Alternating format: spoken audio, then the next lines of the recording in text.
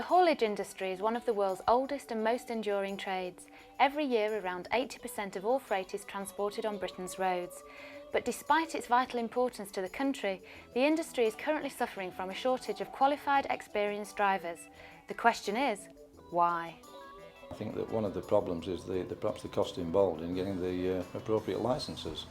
Some haulage companies, I do understand, will pay for the cost if they get suitable candidates, but for someone to go it alone, it is quite an expense now.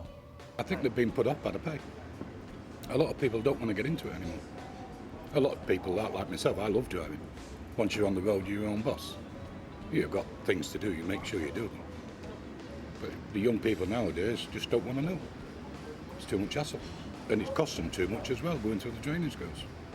One reason why the industry is suffering from a lack of new drivers are the start-up costs. Roughly speaking, the cost of progressing from a car licence all the way through to a Class CE HGV will set you back just over £2,000. But even once you have qualified, there's no guarantee of finding work. Well, I found out 12 years ago, if you haven't got any experience, nobody's going to give you a job. All haulage companies are crying out for drivers, but they won't give them the chance to work for them, they won't give them experience, so they're crying out for them. We definitely need more people into the industry, and they need more help to do it. So I suppose if the government started to give them more training, we'd get people back into driving.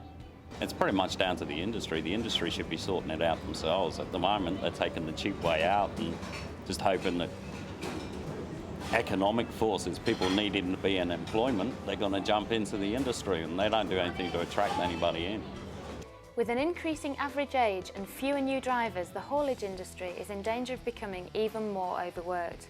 Although vital for increasing road safety, the more complicated, expensive and drawn-out training process is hindering new drivers breaking into the industry. Perhaps the only way to attract new drivers is to pay a realistic wage.